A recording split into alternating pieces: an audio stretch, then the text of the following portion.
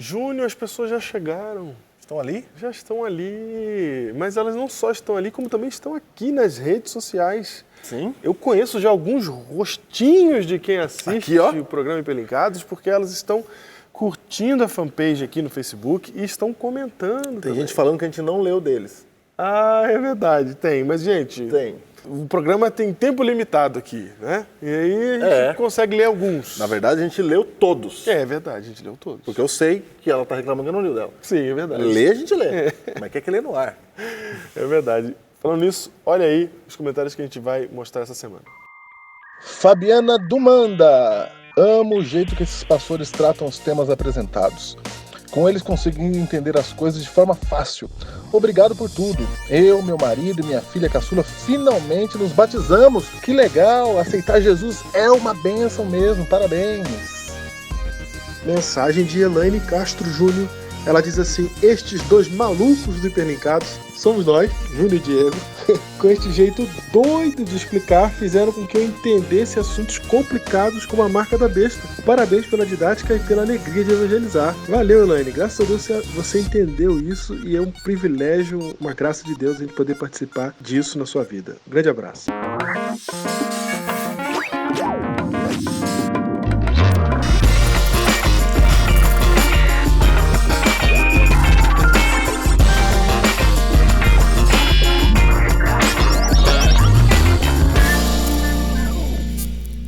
Júnior, eu nunca pensei que fosse um dia contar essa história assim pra tanta gente.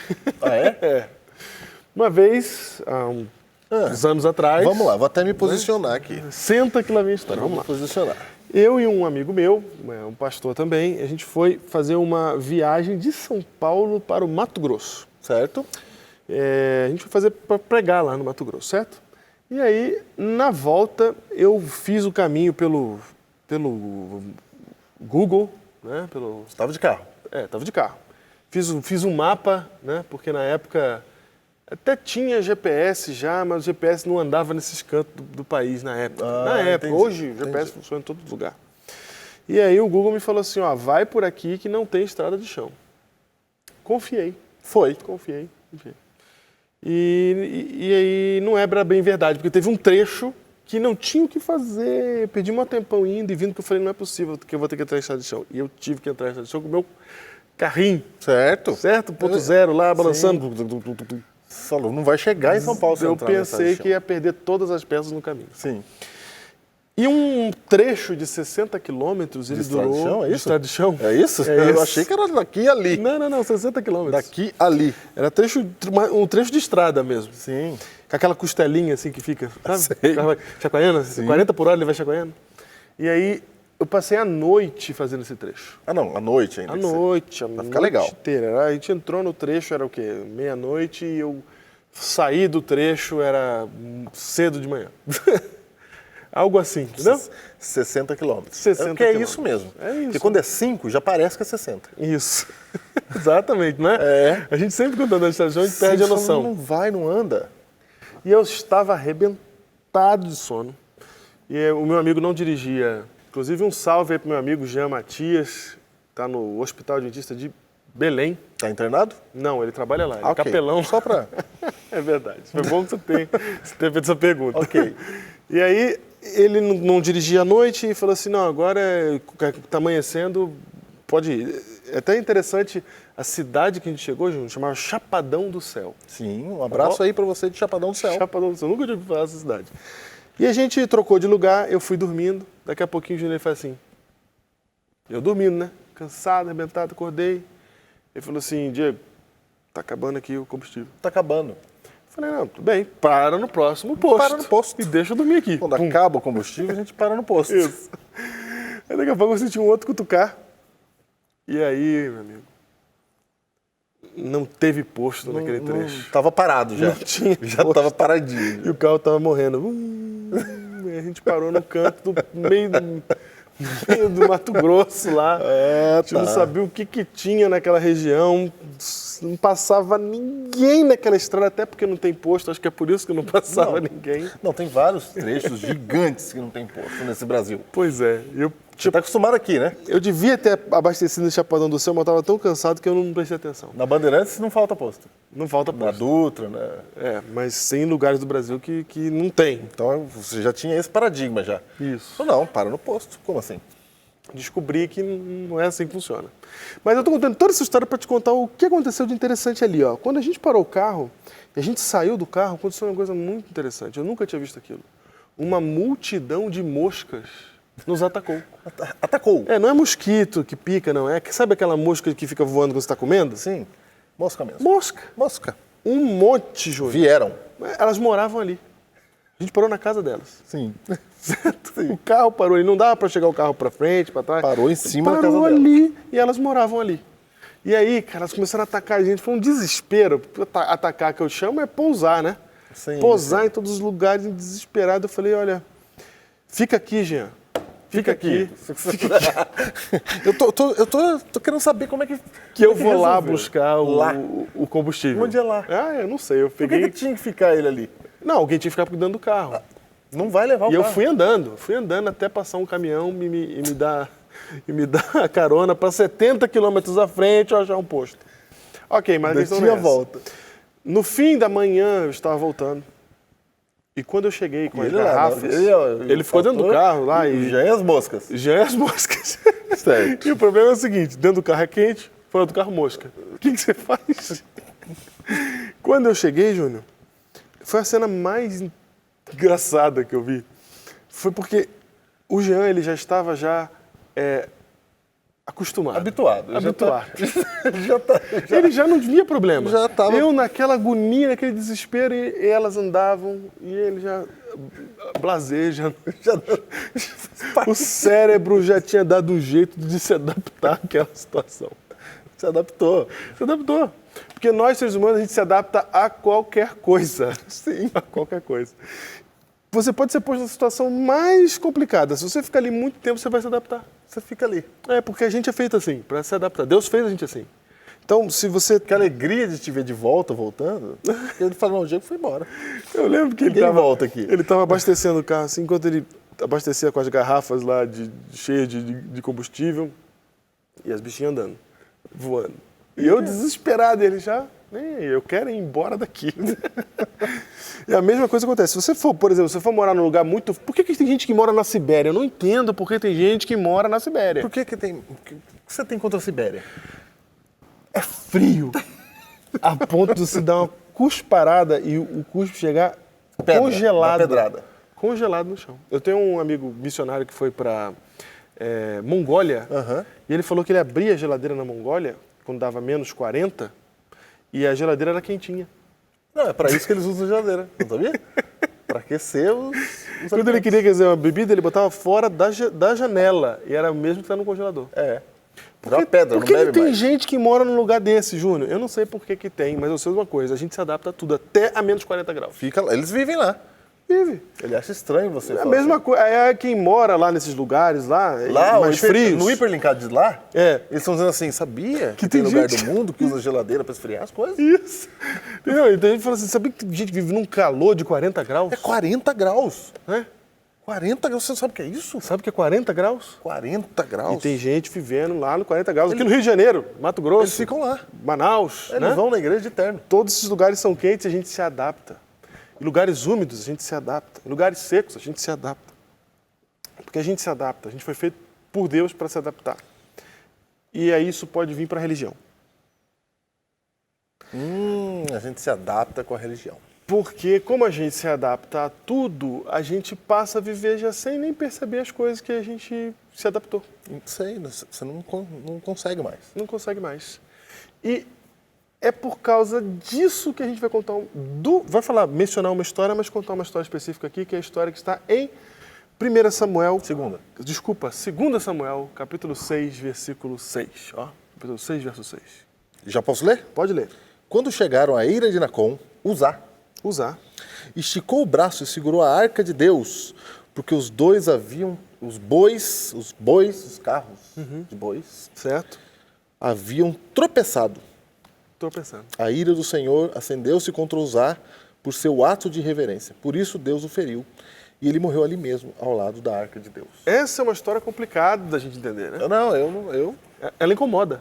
Essa história realmente é interessante, porque a gente olha isso aqui, eu fico olhando e falo assim, ia cair a arca. Ele tá fazendo uma boa ação. Ia cair. Eu me incomodo também. Ia cair a arca, ia quebrar. A arca ia cair, o boi tropeçou. Já viu o boi tropeçar? Tropeçou o boi. O boi quando tropeça? Não vi boi tropeçar. Como é que Então, boi tropeça? Ele tem umas perninhas finas pro corpo que ele tem, né? Sim. Então quando ele tropeça, Vai a cair. física Vai cair. é de uma boa queda. E aí o boi que tá carregando ali tropeça e na boa intenção, a gente podia dizer assim, Sim, claro. né? Usar, vai e põe a mão na arca. Qual que é o problema de pôr a mão na arca, Júnior? Que arca é essa? Que arca é essa? Qual é? Essa aqui é a Arca da Aliança, Certo. que estava longe de Jerusalém há um tempo. Estava onde essa arca? Na casa do pai dele, Isso. guardadinha lá. É, exatamente. Mas por que não podia tocar na arca? Por que não podia tocar na arca?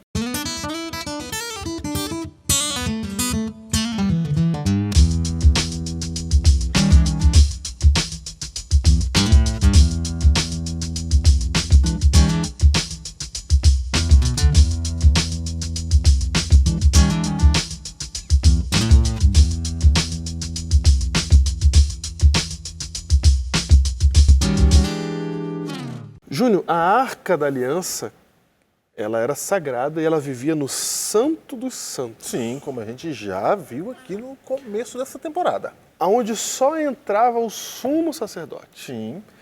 Dentro dessa arca haviam itens importantes que eram preservados ali dentro. Claro. E só quem podia carregar essa arca eram os levitas. Só quem podia mexer nesse aparato, nessa estrutura do santuário ali, especificamente a arca, eram os sacerdotes. Ninguém de fora podia. Ninguém podia. Pôr a mão. Ok. Ok? Sim. Isso era uma regra que todo mundo sabia. Só pra você saber, eles tinham conquistado Jerusalém aqui, e esse dia era dia de festa. Não, esse dia era dia Era glorioso. Eu vou falar dessa festa. Era um dia de festa. Era dia de festa glorioso, não era para morrer ninguém. Não, eles estavam levando a arca pro lugar dela. Era dia de alegria, exatamente. Mas todo mundo sabia, era uma regra para todo mundo, de que não podia pôr a mão ali e que só quem levava seriam os levitas. Então, quando não tinha boi, inclusive, Júnior, tinha um lugar para passar as hastes, que eram de ouro também, que encaixava nas argolas dos Todo o dois processo. lados, e os levitas carregavam, cada um do seu lado, carregando, entendeu? Então, tinha todo um processo para isso não acontecer, daquilo ali ser, vou colocar aqui muito entre aspas, profanado. Sim. Certo? Porque a gente tem que lembrar aqui que ali ficava a presença de Deus no Shekinah e nenhum homem podia chegar até Deus se não fosse por quem? Pelo sacerdote. Pelo sacerdote. Sim, Certo? claro. Então, por tudo isso, a arca era cercada de reverência. Aham. Não podia ser tocada. Usar, vai lá e põe a mão. A gente entende que na boa intenção. Mas aí vem o que o Júnior acabou de falar aqui, que é importante a gente lembrar. Eu vou contar um pouquinho antes. A arca, o povo de Israel foi derrotado. Tá? Teve uma batalha contra os filisteus, em que Deus avisou que eles seriam derrotados e eles realmente foram derrotados. Ok? Quando os filisteus derrotaram os israelitas, eles roubaram a arca, porque eles achavam que a arca era o motivo da vitória. O poder. Era o poder. Pegamos uma arma de guerra dos Isso, caras. porque eles levavam como arma de guerra mesmo. Porque nesse tempo do povo de Israel, dos filisteus, nessa época aqui, de tomar a terra prometida, etc., de Samuel, nesse tempo aqui as guerras elas eram entre deuses, não entre nações e reis. Eram entre deuses. Você lembra que quando Golias foi desafiar o povo de Israel, a pergunta que ele fazia é: cadê o Deus de vocês? Porque a guerra não era entre o rei da Filisteia e o rei de Israel. A guerra era contra o Deus. era o Deus da Filisteia contra o Deus de Israel. Então, na batalha, o instrumento sagrado ali, que era a arca, era levado para a batalha. Vamos ver quem é o Deus. Para mostrar de quem é a vitória. Aham. Acontece que Deus avisou que eles iam perder para os filisteus e eles perderam. E os filisteus fizeram o quê? A arca é nossa. É agora que nós vamos ganhar esse negócio. Nossa. Pronto. Pegaram a arca Derrotamos pra o eles. Deus deles. Isso. E agora a força deles vem para nós. Agora imagina para Israel ficar sem a arca, o desespero que era. Imagina. Entendeu? Sei. A tristeza que foi ficar Não, sem a arca. imagina. Vocês perderam o item mais importante. Se é uma coisa que vocês não podem perder na vida de vocês, é a arca da aliança. Perderam a arca. Perderam a arca. E aí, os filisteus com a arca da aliança no seu território começou a acontecer umas coisas estranhas, Júnior. No dia seguinte, o deus deles, a estátua do deus dele, que era uma estátua gigante, ela apareceu com a cara pro chão. Deitada. Foi. Caiu. Aí eles olharam aquilo, acharam estranho. Ué. Falaram, vamos levantar, né? Levantou a estátua de novo, pá, falou, bem. No dia seguinte, como é que tava a estátua? Tá lá. Cara no chão. E aí, eu não me lembro se foi 2 ou 3 vezes que eles fizeram isso de novo. Eu sei que, de repente, começou a morrer gente. Começou a ficar doente. Uma doença estranha que apareceu do nada. Todo mundo. Isso. E aí alguém atinou e falou assim, eu acho que a gente tem que devolver essa arca aqui. Não tá fazendo bem pra gente aqui. E aí os filisteus pegaram e devolveram a arca para Israel. Mas como é que foi essa devolução? Eles não foram levar lá, não. Não foram levar. Que levar o quê? Colocaram na carroça. Isso. E fala, vai boi. Exatamente. Vai pra lá. Leva. De drone. De drone. De drone. E aí a arca foi parar na casa do pai de Uzá. E ficou na casa do pai de Uzá por 20 anos. 20 anos? 20 anos. 20 anos. Por quê? Porque eles não tinham Jerusalém. Ficou por 20 anos lá na casa dele. Eles tinham perdido a batalha. Isso. E aí, por 20 anos ficou lá. Até que um dia... Menino Uzá cresceu. Nasceu, já estava lá. Nasceu, estava lá. Cresceu, exatamente. Não sei que idade ele tinha, mas estava ali, desde a infância. O que aconteceu, Júnior, é que a arca, para usar, que teve a arca como uma mobília da sua casa... Por a vida toda. A vida toda. Ela virou isso. Uma mobília da garagem do meu pai. Perdeu O significado. Perdeu a importância, porque era um negócio que estava lá. Né? E, afinal de contas, os filisteus pegaram, devolveram, tá aí. E nunca fez nada aqui em casa, só fez mal para eles lá. Foi, tá tudo certo aqui. E tá aí, vive aí e tal. E ela se torna um negócio talvez até tentador, no sentido de mexer nela, mas eu acredito que o pai dele não devia deixar. Né? Então, de certa maneira, devia ser tentador, mas estava ali, era o móvel da casa. E a gente está falando isso por quê? Quero ler 1 Samuel, agora sim 1 Samuel, capítulo 2, Júnior, verso 12.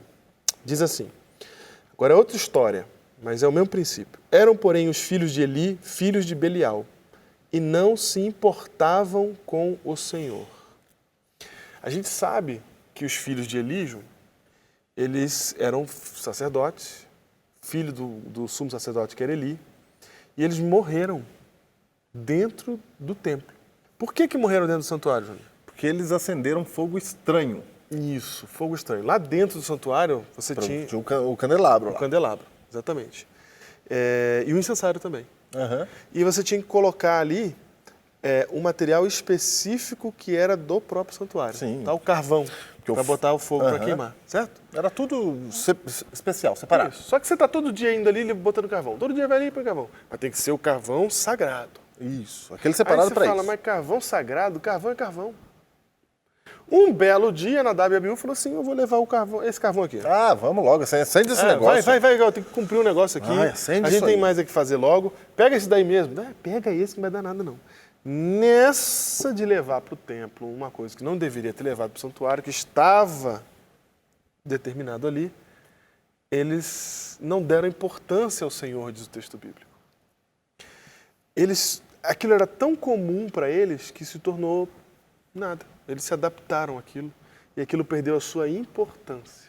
Nota rápida do editor. O pastor Diego aqui citou a história de Samuel, mas na verdade, em vez de citar os filhos de Eli, ele cita a história dos filhos de Arão, lá no comecinho da história do povo hebreu. Nadab e Abiú eram filhos de Arão, primeiro sumo sacerdote. E o que eles fizeram lá foi levar um fogo de fora do santuário para colocar fogo nas ofertas. E Deus havia sido muito claro que o único fogo que deveria ser usado para queimar ofertas deveria ser o do próprio santuário, do próprio tabernáculo. No caso dos filhos de Eli, Ofni e Finéias, o caso foi similar e tão desrespeitoso quanto. Eles pegavam as ofertas de carne que os ofertantes traziam até o santuário e tiravam as melhores partes para eles fazerem um churrasco entre amigos, ou seja, consumir aquilo que na verdade estava destinado para Deus. Ambos os casos houve um desrespeito, uma desconsideração com as coisas de Deus e a forma como Deus havia pedido para ser feito. E em ambos os casos, o final foi muito trágico.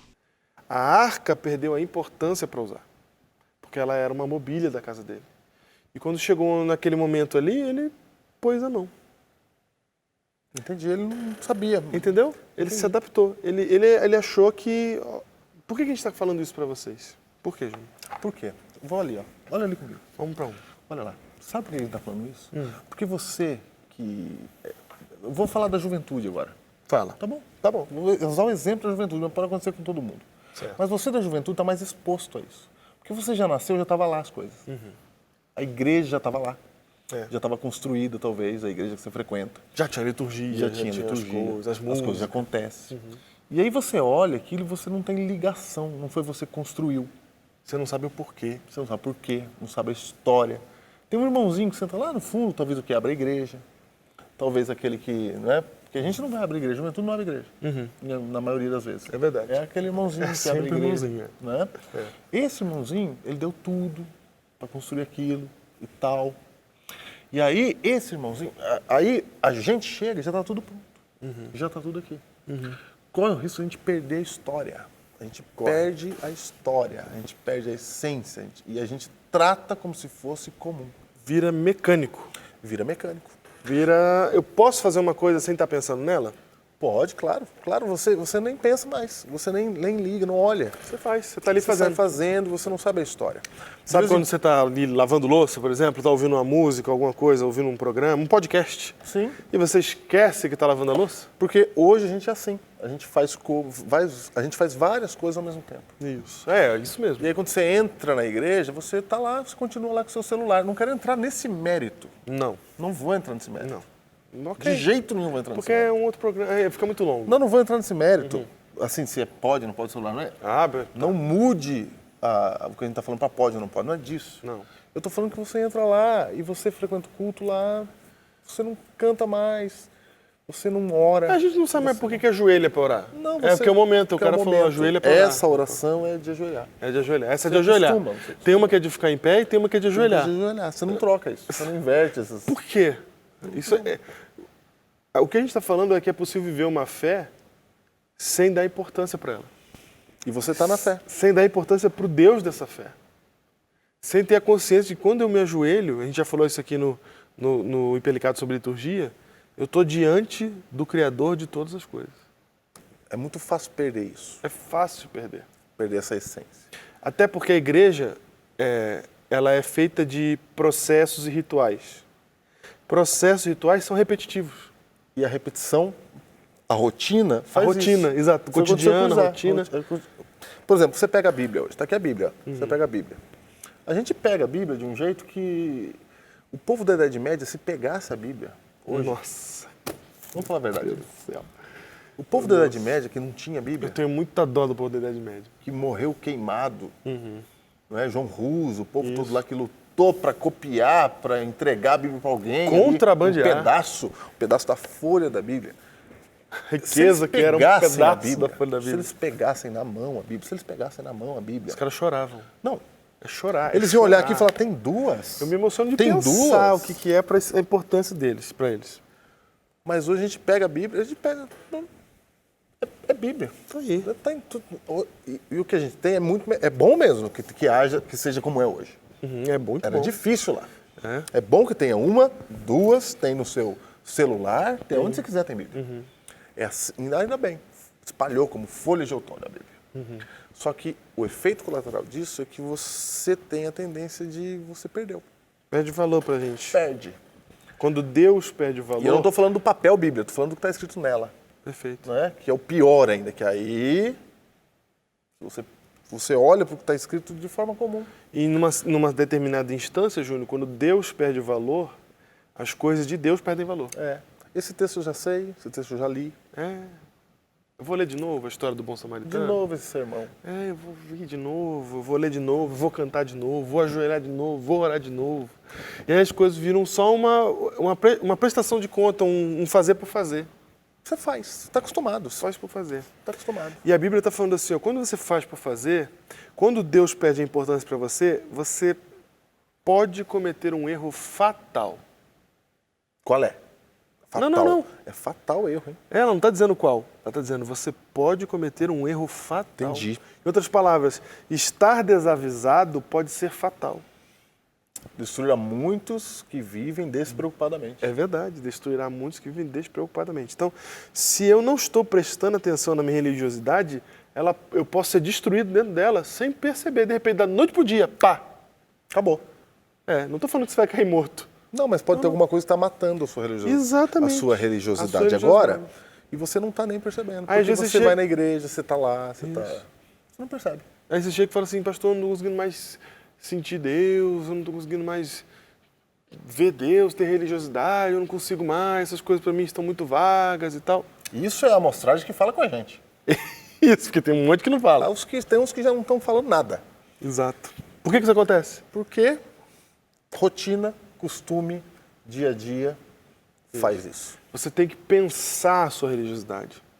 Você precisa pensar a sua religiosidade. Os processos, os rituais, por que você faz, o que Da você onde está fazendo. veio. Você vai fazer de novo semana que vem?